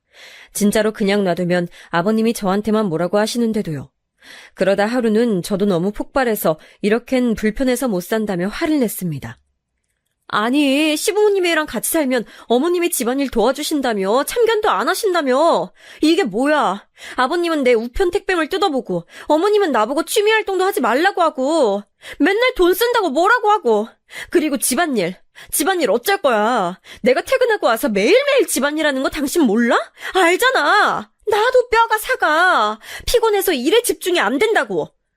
야, 엄마가 아픈 걸 그럼 어떡하냐? 넌 어른이 아프다는데 굳이 시켜야겠냐? 그리고 네가 똑바로 하면 엄마 아빠가 굳이 참견을 하겠냐고. 너 하는 짓거리가 마음에 안 드는데 어른이 훈수 둘 수도 있는 거지? 아니 해도 너무하잖아. 나 이렇게 못 살아. 저는 너무 화가 난 나머지 소리를 빽 질렀습니다. 남편은 저더러 못 살면 어떡할 거냐며 솔직히 본인 부모님 덕분에 우리가 대출도 안 받고 이렇게 따뜻한 집에서 살 수 있는 거 아니냐면서 오히려 저한테 썽을 냈습니다. 차라리 대출 받고 그거 갚으면서 살면 그 집이 나중에 내 집이 되기라도 하죠. 이거는 뭐 눈칫밥에 하녀 취급 당하는데 왜 이렇게 살아야 되는지 정말 갑갑했습니다. 그리고 시부모님께 생활비 드리는 거 생각하면 사실 대출이자보다 많은데 너무 손해라는 생각이 들었습니다. 근데 참 사람 마음이 이상한 게 그 후 남편이 며칠 달래주고 하니까 어쨌든 결혼 전에 5년간 시댁에서 살기로 한 저도 약속한 것이니 눈 딱 감고 5년만 참자고 다짐하게 되더라고요. 그렇게 수도승의 기분으로 매일매일을 버텼습니다. 남편과 약속한 5년은 생각보다 정말 길었습니다. 결혼하고 1년이 지났을 때부터는 집에 들어가기 싫다는 생각에 퇴근 시간이 다가올 때마다 심장이 쿵쿵거리고 숨이 턱턱 막혀왔습니다. 일부러 야근하고 늦게 들어갈까도 생각해봤지만 조금이라도 늦는 날에는 아버님의 집착 때문에 왜 늦었는지 회사에서의 일거수일투족을 보고해야 돼서 그게 싫어서라도 집에 일찍 들어가는 수밖에 없었습니다. 회사에서 회식이라도 하는 날에는 일주일 내내 어머님, 아버님을 달래드리느라 진이 빠졌습니다. 본인 아들은 저보다도 더 회식을 자주 하는데요. 결혼한 여자는 회식도 가면 안 되고 일찍 다녀야 되고 결혼한 여자한테 회식을 가자고 하는 회사가 미친 거랍니다. 그딴 회사 때려치우랍니다. 답답하고 속상한 마음에 친구들하고 만나서 하루 종일 수다 떨고 싶어도 저를 하루 종일 감시하는 시부모님 때문에 맘대로 친구들 만나러 나가지도 못했습니다. 너 오늘도 못 나와? 야, 네 얼굴 잊어버리겠어. 우리가 니네 시댁으로 가야 되냐? 어? 미안해. 다음에 만나자 꼭. 나도 너네 너무 보고 싶다. 늘 그렇듯 아쉽게 친구들과 통화로 섭섭한 기분을 달래고 하루를 마무리해야 했죠. 친구들은 니네 시댁 정말 이상하다며 욕하고 진심으로 걱정도 해줬지만 저로선 참을 수밖에 없었습니다. 그 5년이란 기간 때문에 말입니다. 물론 주말도 예외는 아니었어요. 주말마다 놀러 나가시는 어머님 대신에 하루 종일 아버님 삼시세끼 밥 차려드리느라 나가지도 못하고 남편은 룰루랄라 지 친구 가게에 놀러가서 밤늦게 들어오기 일쑤였습니다. 밥만 차려드려도 되는 거면 그냥 반찬이랑 다 해놓고 아버님 보고 반찬 꺼내서 드시라고 하고 싶지만 아버님은 주말만 되면 저를 자기 비서인 줄 아시는지 시도 때도 없이 불러서 이것저것 시켜대십니다.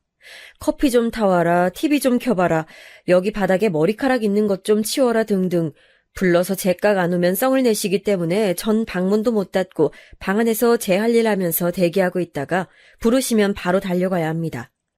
어머님은 주말에 놀러 가셨으면 재밌게 놀다 오시기나 하시지 시도 때도 없이 저한테 전화해서 집안 상황 보고를 바라십니다.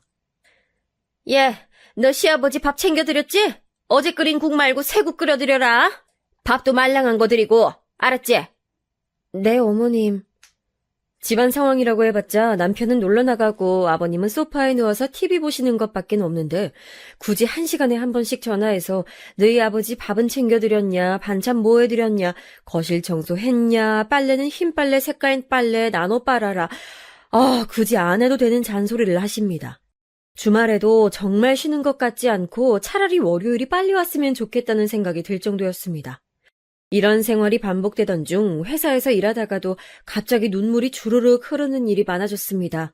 퇴근길에 지하철에서도 눈물이 흐르고 집에 가서 설거지를 하면서도 눈물이 흘렀습니다. 안 울고 싶은데 나도 모르게 눈물이 나오고 기분이 다운됐습니다. 지금 생각하면 아마도 이게 우울증이었던 것 같아요. 기분이 안 좋을 때 누가 말을 걸면 내가 바보가 된 것처럼 머릿속에서는 10마디의 말을 하는데 입 밖으론 겨우 한마디 내뱉는 이상한 현상이 자꾸 생겼습니다.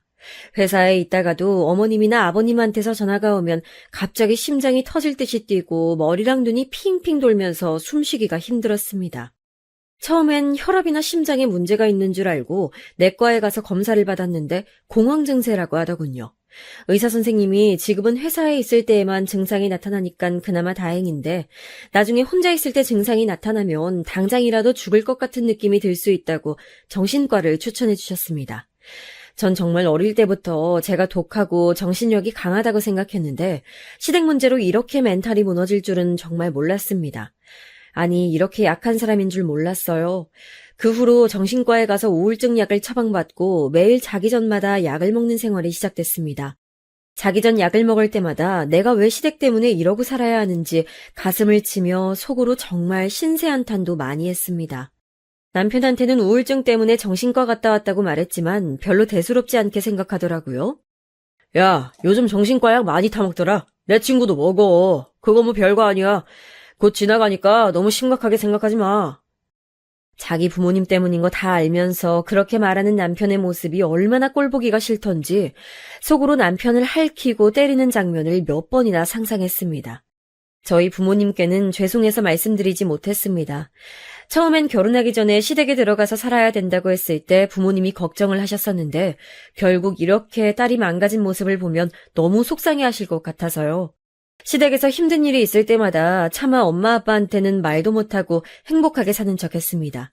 친구들한텐 가끔 시댁욕 남편욕 하긴 했지만 그걸로 다 풀리지도 않았고요. 정말 세상에 저 혼자밖에 없는 기분으로 하루하루를 살았습니다. 밤마다 코골며 자고 있는 남편 옆에서 이불을 뒤집어 쓰고 숨죽여 온 날도 정말 많았어요. 그렇게 눈물로 보낸 시간이 5년이었습니다. 글로 다 표현할 수 없을 만큼 힘들었어요. 그래도 이제 분가를 낼 수 있다는 생각에 기분이 약간은 좋아졌습니다. 약속한 분가를 위해 남편과 집을 알아보러 다니던 중 회사 근처에 작지만 괜찮은 집을 발견해서 계약을 하게 됐습니다. 대출을 끼긴 했지만 그래도 우리 부부만의 집이 생긴다는 게 너무 좋았습니다. 그리고 무엇보다 시댁하고도 거리가 꽤 있어서 시부모님이 굳이 집에 자주 찾아오시진 않으시겠구나 하고 생각했습니다. 계약한 집은 방 3개짜리 집이었는데 작은 방 하나를 옷방으로 쓰면 방 하나가 남아서 그 방은 제 작업실로 쓰면 되겠다고 생각했습니다. 취미로 시작한 공예가 점점 발전해서 지금은 입소문으로 간간히 주문이 들어와 인터넷으로 판매하고 있었거든요. 어차피 주말마다 밖에 나가지도 못하다 보니 집에서 꾸준히 만들다가 나름 부업이 돼버렸습니다. 운이 좀 좋았던 것 같아요. 집을 계약한 후 남편과 집을 어떻게 꾸밀지에 대해서 얘기하고 있었습니다. 여보, 그 작은 방 하나 남잖아. 그거 내 작업실로 쓰면 어떨까? 작은 방? 작은 방이 왜 넘어? 우리 안방이 침실이고 작은 방 하나는 옷방으로 쓸 거잖아. 그럼 나머지 방 하나는 어디에 쓸 건데? 근데 꼭 잠을 안방에서 자야 하나? 작은 방에서 자는 게 더 아늑하지 않나? 무슨 소리야. 그럼 안방은 어디에 쓰게? 아니, 뭐 어디든 쓰면 쓰겠지. 일단 뭐 급한 거 아니니까 천천히 생각해보자. 남편의 반응이 뭔가 탐탁지 않았지만 집 꾸미는데 관심이 없어서 그러겠거니 하고 넘어갔습니다. 이후 남편이 침실 문제에 대해서 더 이상 얘기하지 않길래 그냥 해본 말인 줄로 생각했습니다. 그래서 당연히 다른 사람들처럼 안방을 침실로 쓰는 줄 알았어요. 그 후 새 집에 이사 간다는 생각에 너무 들떠서 주말마다 남편과 가구를 보러 다녔습니다. 어머님 아버님도 웬일인지 이사 갈 집 가구 보러 간다니깐 주말에 자유롭게 나가게 해주시더라고요. 결혼하고 남편하고 둘이 이렇게 밖에 돌아다녀 본 것도 얼마만인지 가구 매장을 여기저기 둘러보며 마음에 드는 가구를 만져보고 앉아보고 꼼꼼히 살펴봤습니다. 그러다가 제 눈에 딱 들어온 침대가 있었습니다. 침대 프레임도 마음에 들고 가격도 적당했습니다. 여보, 여기 침대 앉아봐. 너무 푹신하다, 그치? 나 이런 침대 사고 싶어. 이제 이사 가면 큰 침대에서 잘 수 있겠다. 굳이 큰 침대에서 자야 돼? 너도 나도 잠버릇 있는 것도 아닌데 꼭 넓은 데서 자야 되는 거 아니잖아. 남편은 정색하며 말하더군요. 자꾸 넓은 침대 필요 없다며 작은 침대를 고집했습니다. 사실 시댁에서 살면서 좁은 방에 큰 침대를 놓을 수 없어 여태까지 원룸에서나 쓰는 작은 침대에 둘이 낑겨서 불편하게 잤거든요. 그래서 저는 이사 가면 침대는 꼭 퀸 사이즈 이상 쓰고 싶었습니다. 넓은 데서 자는 로망이 있었어요. 여름에 자다가 옆 사람과 살이다 뜨거움에 짜증이 나지 않는 그런 침대요. 하지만 남편은 이상하게도 다른 가구들은 별말 안 하면서 침대에 관해서는 예민하게 굴었습니다. 안방이 넓어서 큰 침대 들여놔도 충분히 공간이 남는데 굳이 작은 침대를 고집하더라고요. 남편 고집이 장난 아니어서 어쩔 수 없이 침대는 작은 걸로 구매했습니다. 넓은 침대에서 잘 수 있다는 생각에 들떠있던 마음이 한순간 식어버렸지만 그래도 새로운 집에서 새로운 가구들로 꾸밀 생각을 하니 금방 다시 기분이 좋아졌습니다. 여보, 근데 나 작은 방 작업실로 써도 되지? 아이, 그거 뭐 작업 얼마나 한다고 방 하나를 통째로 써. 그냥 거실에서 해. 무슨 거실에서 해. 방이 하나 남는데 왜 못 쓰게 해? 자꾸 일 버리지 마. 그냥 거실에서 상 하나 펴놓고 하면 되잖아. 작업실은 나중에 그걸로 월 200 이상 벌면 그때 얘기해. 남편의 말이 조금 서운했지만 그러려니 했습니다. 같이 사는 집인데 방 하나를 저 혼자 쓰는 것도 조금 이기적인가 하는 생각이 들어서요. 그리고 이게 주업도 아니고 부업이니까 남편 말대로 나중에 규모가 커지면 그때 다시 얘기해봐야겠다고 생각했습니다. 작업실 문제는 그렇다 치고 5년 만에 드디어 분가한다는 소식에 친구들과 가족들도 다들 축하해줬습니다. 처음에 남편이 5년을 얘기했을 때 5년 후에 말이 바뀌면 어떡하나 걱정했는데 다행히 그런 일은 없더라고요. 드디어 제게도 시부모님에게서 벗어날 수 있는 시간이 찾아왔습니다. 5년간 매일 꿈에 그리던 자유의 시간이요. 시간이 지나 드디어 새 집으로 이사하기 전날, 침대를 제외한 다른 가구들이 모두 들어와서 남편과 함께 집안 곳곳을 둘러보고 청소를 하고 있었습니다. 집 평수가 크지 않아서 가구를 다 넣으면 진짜 좁아 보일 줄 알았는데 생각보다 넓어서 좋았어요. 솔직히 시댁에서 살 때는 방 하나에 저희 살림을 다 넣어야 되니까 너무 갑갑했거든요. 뭐 새로 사고 싶어도 공간이 없으니까 사지도 못하고 바닥은 발 디딜 틈 없을 정도로 좁았습니다. 어머님은 항상 저보고 방을 지저분하게 쓴다고 청소 좀 하라고 구박하셨지만 사실 방에 물건이 많다 보니 청소를 아무리 깨끗하게 해도 지저분해 보이는 건 어쩔 수 없더라고요. 아무리 얘기해도 이해해주지 않으시는 어머님 때문에 속상해서 몇 번 몰래 눈물을 훔친 적도 있었습니다. 이제 내일 침대만 도착하면 가구는 전부 다 오는 건데 제가 안방 한쪽 벽을 가리키며 침대를 이쪽에 놓으면 되겠다고 남편에게 얘기했습니다. 그랬더니 남편이 갑자기 단호한 표정을 지으며 침대를 안방에 놓지 말자는 거 아니겠어요? 침대도 작은 거 샀으니 그냥 작은 방에서 자자면서요. 그래서 그럼 안방은 그냥 비워두자는 거냐고 물었습니다. 남편이 이렇게 대답하더군요. 안방은 우리 엄마 아빠가 쓰기로 했어. 저는 제가 잘못 들었나 싶어서 다시 물었습니다. 그게 무슨 소리야? 어차피 작은 방 2개 우리가 쓰면 원래 살던 집보다 넓게 쓰는 거잖아. 안방은 엄마 아빠가 쓰기로 했으니까 그렇게 알아. 남편은 강압적인 말투로 저한테 통보하더군요. 도대체 이게 무슨 소린가요? 어머님 아버님 집이 있는데 굳이 왜 여기에 사시냐고요. 남편에게 꼬치꼬치 물었더니 정말 황당한 소리를 하더라고요. 자가인 줄 알았던 시부모님 집이 사실은 월세였고 월세 계약 기간이 곧 만료되어서 나가야 된다고요.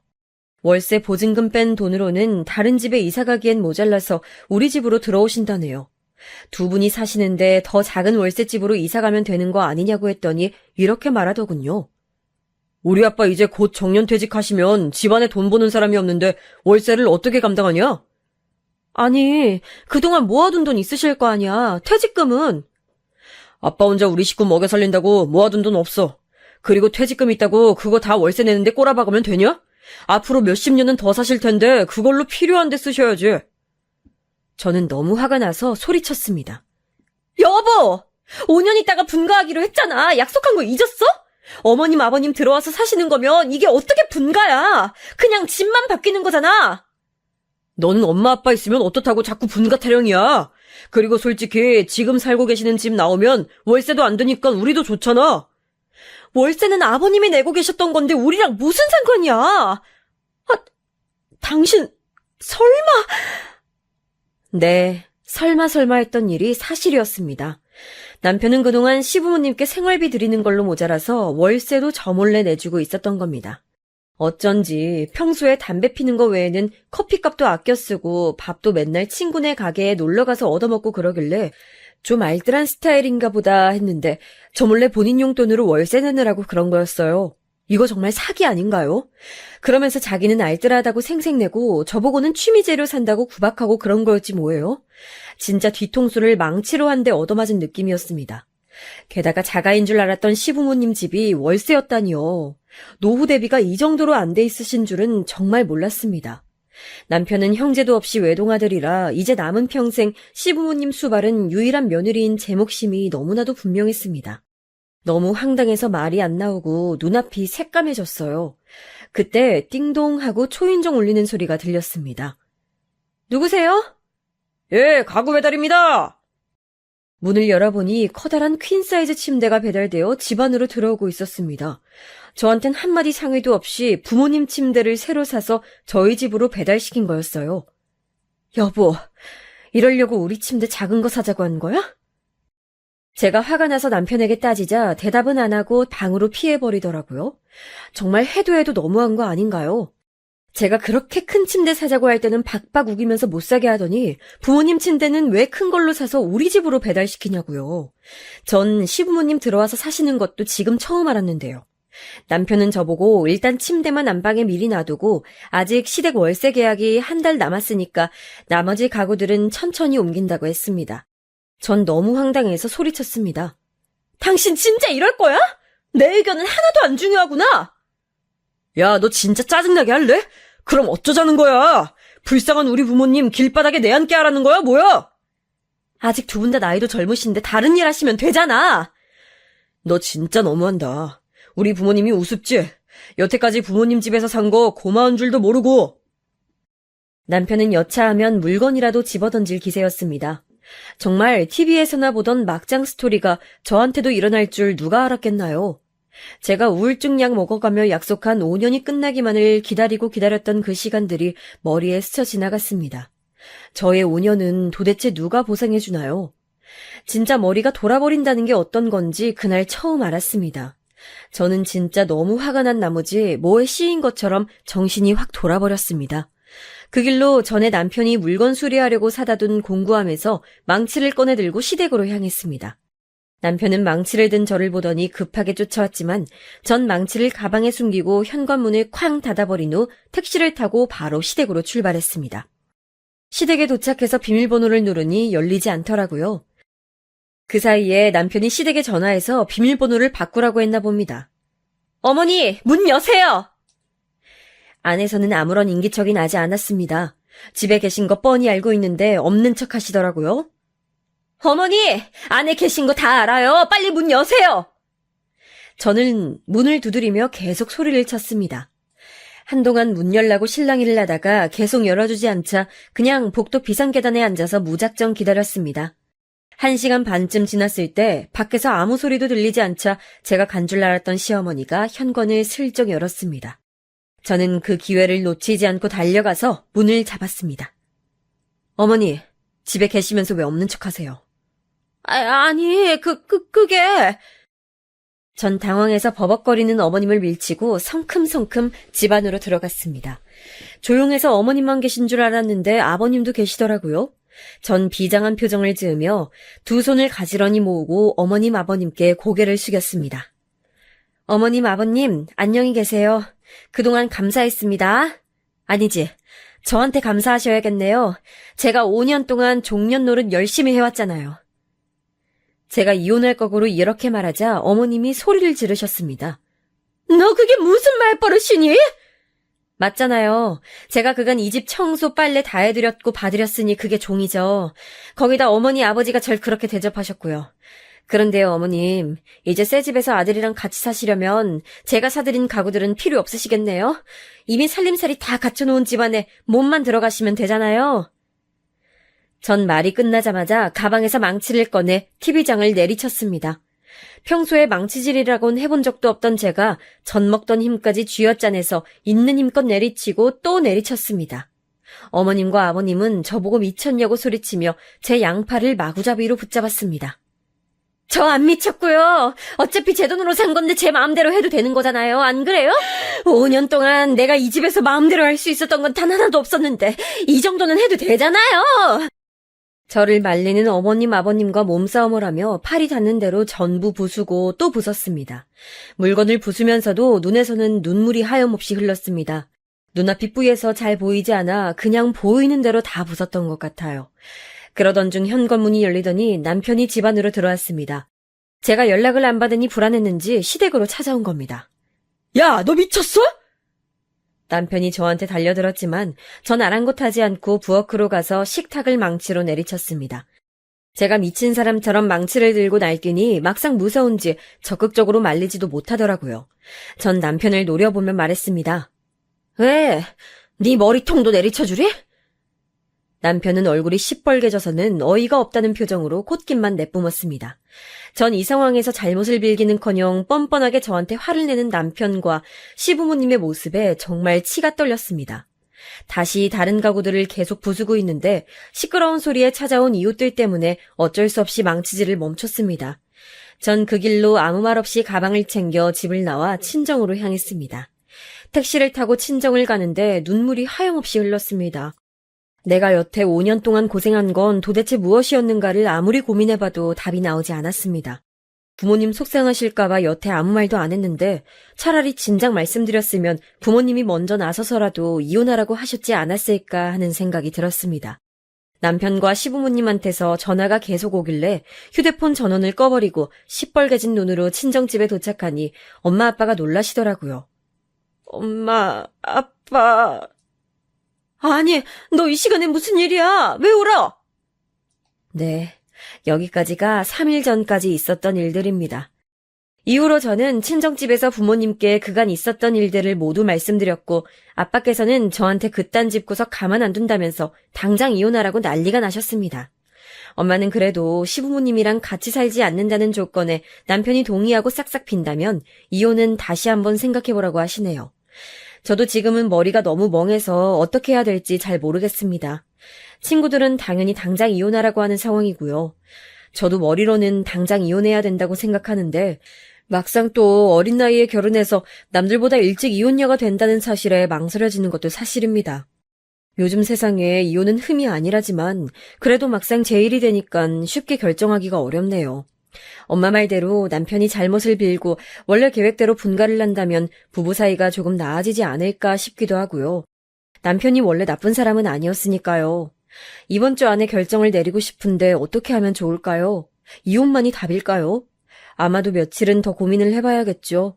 하지만 지금 심정으론 남편도 시부모도 단 1분 1초도 같이 있고 싶지 않은 게 솔직한 마음입니다. 세상에 드라마에서만 나오던 일이 저에게 일어날 줄이야. 평범하게 사는 게 가장 어렵다는 말을 어디선가 들었는데 그 말이 지금 너무나도 와닿는 순간입니다. 평범하고 무난한 결혼 생활을 하시는 분들이 정말 부럽기도 하고 존경스럽기도 한 밤이네요. 여러분 가정에는 항상 평화와 행복이 가득하시길 바라겠습니다. 제 긴 이야기를 들어주셔서 정말 감사합니다.